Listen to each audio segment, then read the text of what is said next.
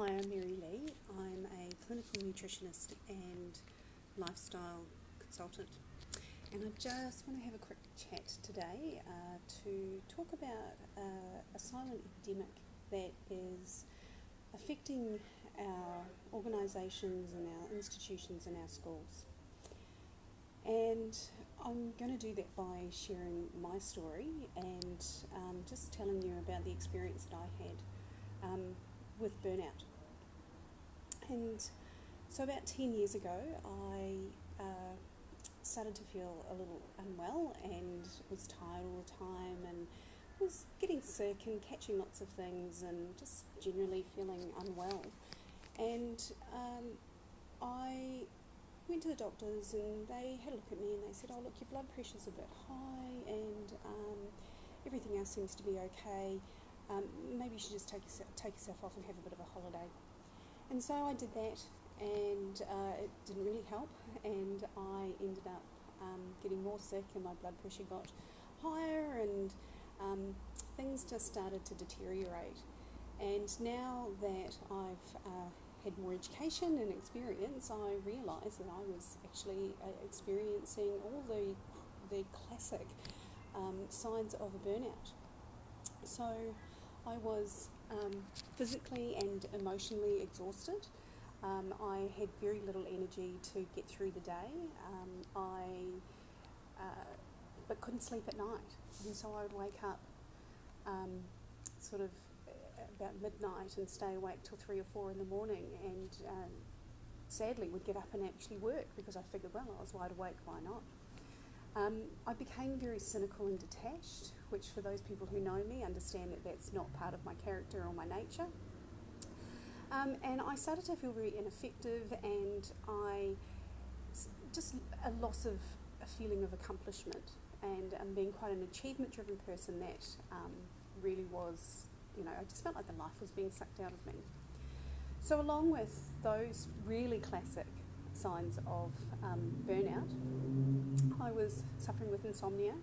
I had chronic fatigue. I actually couldn't make it through the day. I quietly would take myself off either into the car or out into the park near the office where I worked, and I'd actually set my alarm and I'd have a sleep. And if I did not get that sleep, I would not be able to make it through the day. So I was very foggy, and my cognition wasn't very good, and my memory was poor. And as this was happening, and I'm becoming more forgetful and just not tuned in to anything, I realised there's got to be something wrong with me. And then it started to get worse. I started to have chest pains and heart palpitations. There was a couple of times I actually was admitted into emergency because I thought I was having a heart attack. I had chest pains through my neck and my shoulder and down my arm and up here. And it was a really scary time.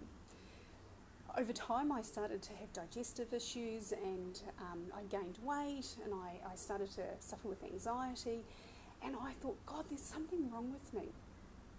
So I went a little bit further than the doctors that I had been seeing, who were fantastic and running lots of tests, but unable to find anything wrong with me.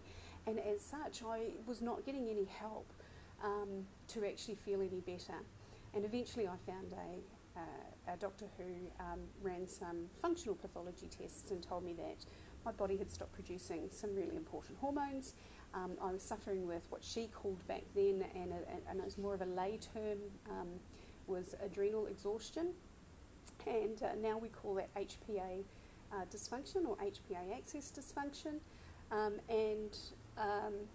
I was told pretty much that I needed to have some replacement hormone therapy and take some time off work, and basically just take some time out.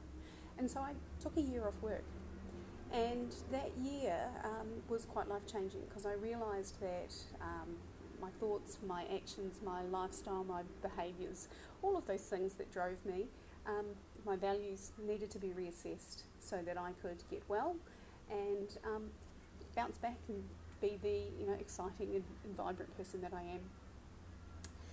And so I took that time off work, and I retrained to become a nutritional medicine practitioner, and now I am on a mission to spread the word, I guess, and educate people and enlighten people that these feelings of tiredness and exhaustion, cynicism and lack of effectiveness, and this chronic fatigue that we feel, and that we push through because, society tells us everybody's tired, so just get on with it.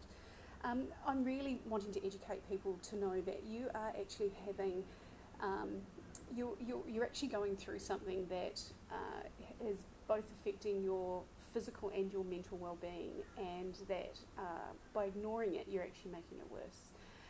And not getting some help and not taking some time out and not looking after self-care is really going to affect you and your health and that of your families if we don't actually put a stop to it and actually say, hang on, I'm worth it, and I need to look after myself, and I need to be bringing more balance back into my world. What I found is that, being off work for a year was just gave me a lot of time to reflect, but, burnout doesn't have to result in you having to take long periods of time off work, and nor does it have to result in people having chronic fatigue and other chronic medical conditions like, high blood pressure and high cholesterol and all of those sorts of things.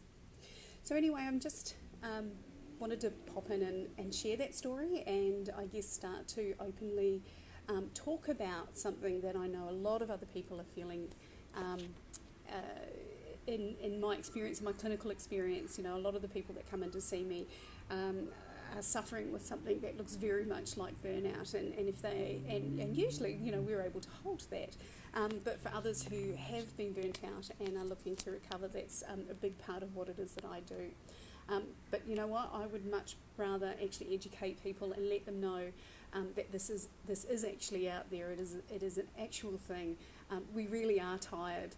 We're not being weak. We're not being soft, and we really are, doing more and stressing more than we ever have before in our lives, and that is actually taking its toll on us, and that we just, in some cases, need to slow down, reprioritise, and actually take a look at what's important to us, and then, put a plan in place so that we define our days, our weeks, our months and our year, and we don't let our day define us.